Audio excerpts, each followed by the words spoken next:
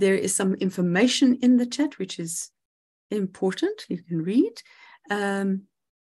Delport says assessment changes needs to be at the forefront.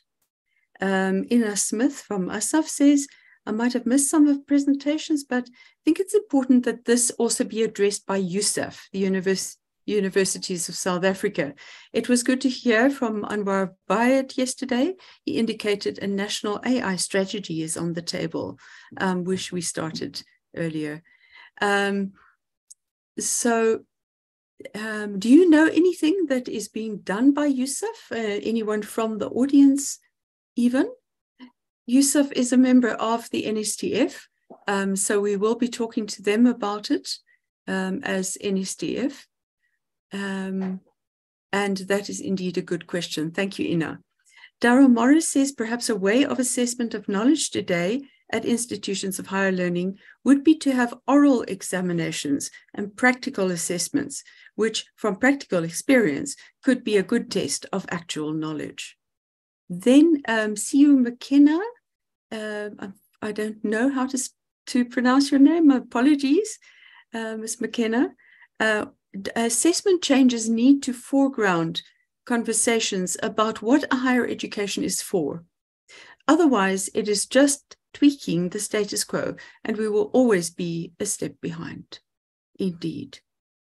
Right, and then anonymous attendee says, my interest is more in plagiarism tools that can detect AI other than Turnitin. Right. Would you like to comment on any of those questions and comments, Neil?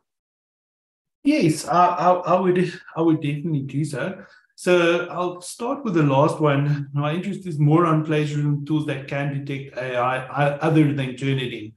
I don't think such a thing exists. OpenAI's version is about a 15% probability that it can detect AI. Really? Turnitin is claiming that they have a 98% confidence in laboratory environments. Now, we know labs are one way of looking at things. So I'm not sure. As I said, I know there is research happening into what form their algorithm would be, because it's basically they are reversing what the LLM does. And there's some questions around, does it work? Again, as well, it's also, you can circumvent that very quickly. It's not something that really took too much time. And again, what we know from the literature, our students tend to not just use one tool, they use multiple. So I'll use ChatGPT to have if I ask it a question, to take that and I put it into another paraphraser, and that would, make it completely obsolete. Yeah.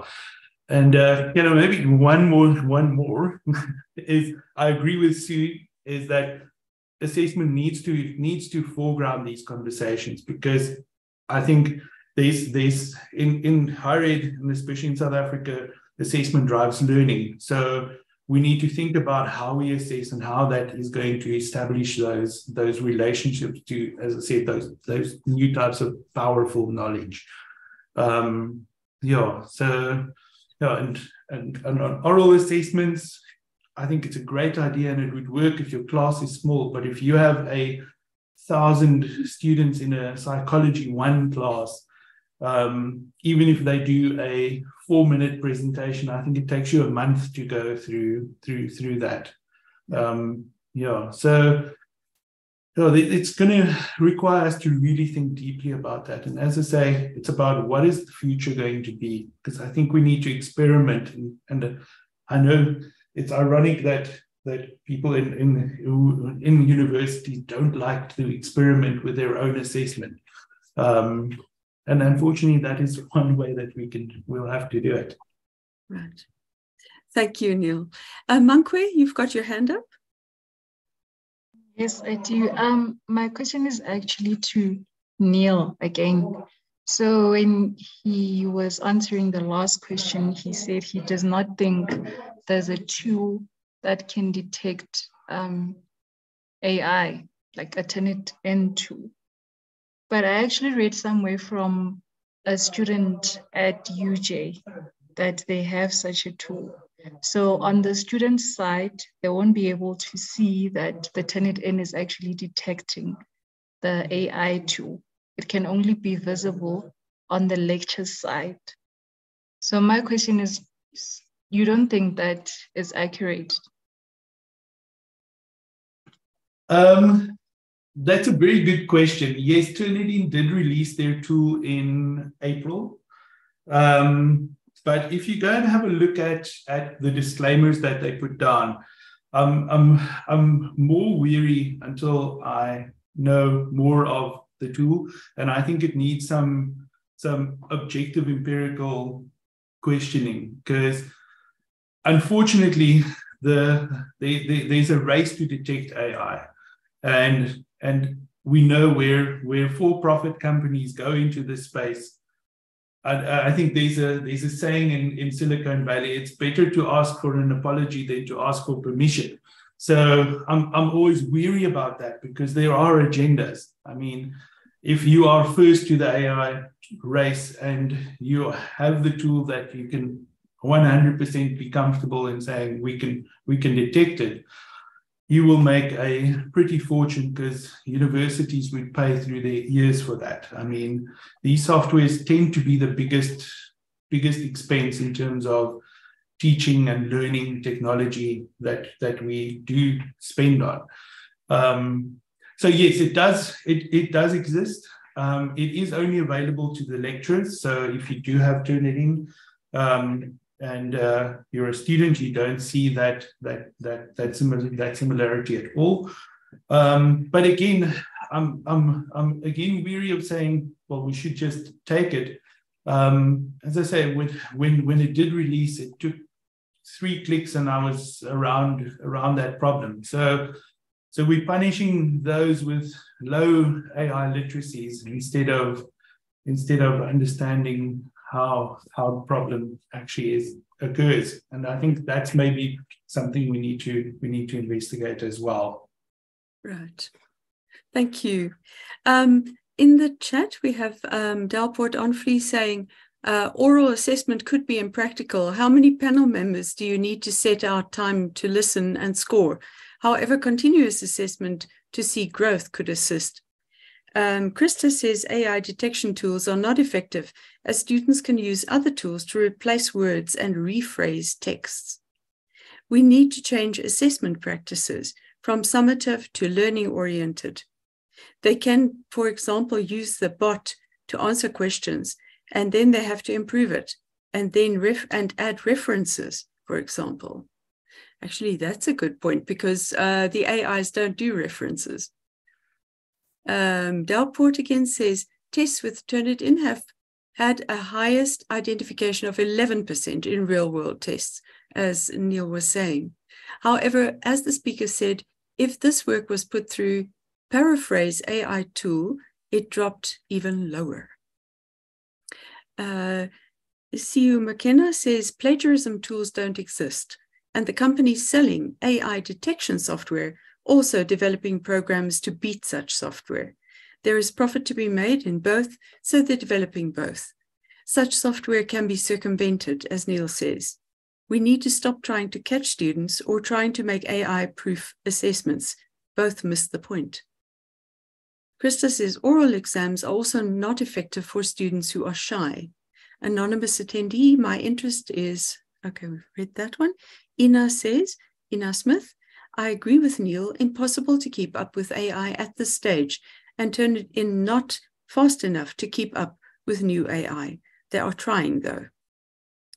CU McKenna, so our surveillance of students is only available to the lecturer. Is this an Orwellian 1984 nightmare? Indeed. We have 2 other panelists who are the Deshan Moodley.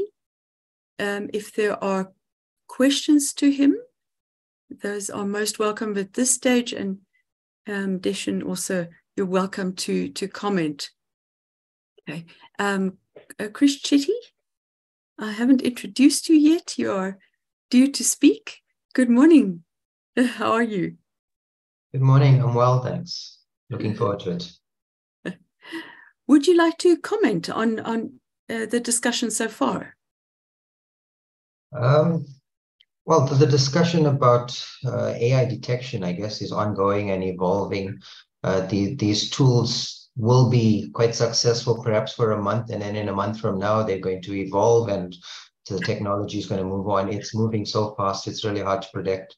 I agree with some of the comments that people have raised, is that we need to start thinking about how we integrate AI in the education process. It shouldn't really be about how to catch somebody out. I think that's going backwards and not forward. Right. We've got to think about how we build the skills so that we know how these tools can contribute to our own development. Thank you very much.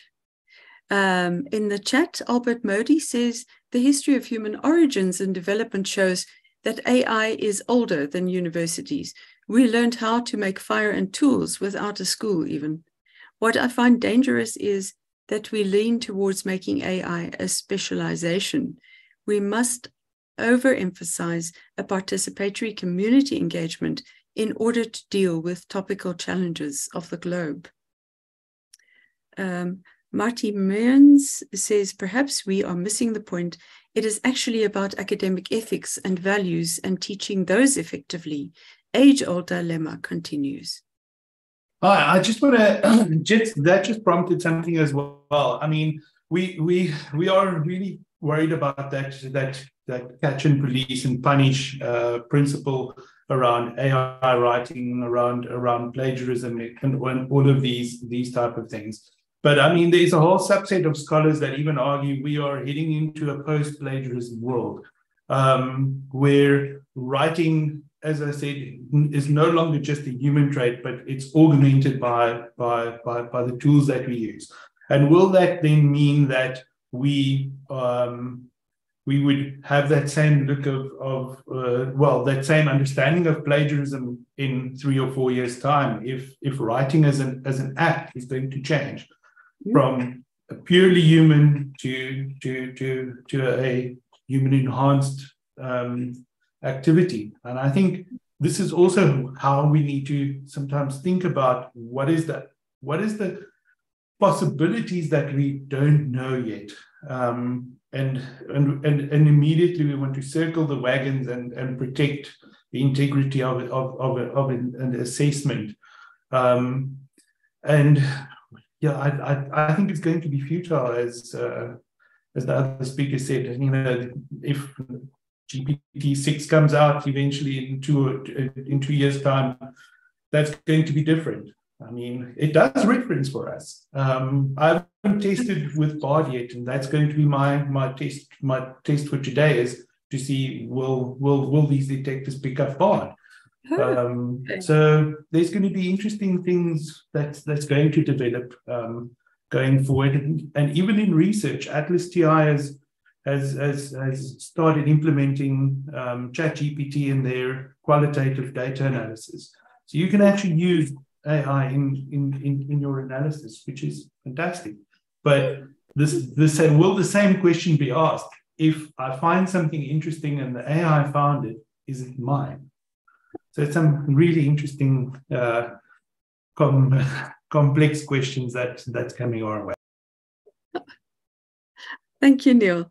Yes, Chris Jitty just put in the chat, perplexity.ai provides academic references.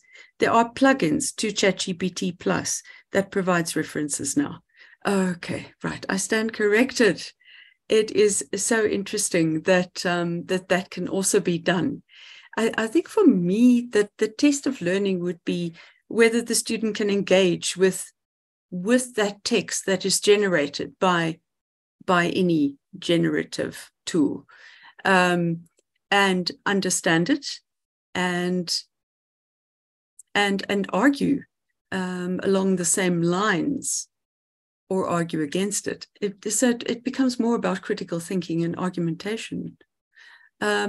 Neil van der Merwe has had his hand up for some time. Can we give him a chance first and then Prof. Moodley? Oh, sorry, I must give you permission to talk. There we go. Yes. I take it that Neil refers to Daniel van der Merwe, Jansie. Did I say Neil? My apologies. I read Daniel as Neil. That's right. Is Prof. Borges still around? I would like to address a legal question to him if he's still available. Prof. who? Borges? Our first speaker, Prof. Yes. No, he isn't. He's returning at the end of the day to I see. questions. So we can do that in writing, I suppose. If you can do that in writing, then we'll get round to it. Yes. Thank you so much. Okay, Daniel. Thank you. Thanks very much. Bye-bye. Bye. Addition Moodley. Yeah, just to weigh in, I think I agree with the sentiment that the previous panelists have had about the change. But two comments about that is, I think so in computer science, we're handling this in a particular way because remember that ChatGPT also produces code. So in our department, it was able to get 100% in all our first year assignments. So you're not alone, only from the literary side. And there was a particular way that we dealt with that. But I think the key thing is that when we, assessment is not there for the sake of assessment. It's there to assess certain skills that you would need in your discipline or your profession going forward, whether it's critical thinking or professional skills. So I think the big issue is for people to reimagine how their disciplines are going to change when their graduates enter the workforce. And then you have to reimagine it, how it's going to change with this new technology. And then you need to assess for that as like whether they have those skills to function in the future in this kind of society. And that, I think, is making people really uncomfortable because it's fast, it's radical, and it's disruptive. And I think if you had to ask me, that's the key issue. And the one other comment is, if you think back to, several, I think a few decades back, with the advent of the calculator, which became pervasive, and all math assessment changed fundamentally, because before there was a lot of pressure on just doing, complex calculations, addition, subtraction, etc., with large numbers. And then now someone has a calculator, and do you really need those skills? And then they had to adjust the way they assessed. And then initially what they said is you're not allowed to use a calculator. They banned calculators. And now it's become so pervasive, calculators and spreadsheets, that eventually on the numeracy side, that's moved in and it's incorporated it and adapted to that. And I think on the literacy side, that step is still starting for that adaptation. Thank you. Right. Very interesting. Thank you, Deshan. Chris Chetty? Just a quick one, but the flip side to this discussion is also from the perspective of the teacher. I'm aware of quite a few teachers that sit with these large marking bundles, 300, 400 scripts that they need to work with. And they're really at their wits' end about how do they process this large quantity of work that they've got to go through. And these tools are also good teaching assistants, and it allow them to then provide really detailed feedback to students based on these scripts. So there is a plus here as well that we should be thinking of. Interesting. Thank you. If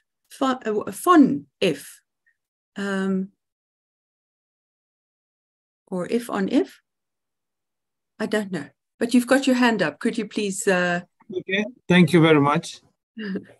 Yeah, this is Fon from the University of Zululand. Can you hear me?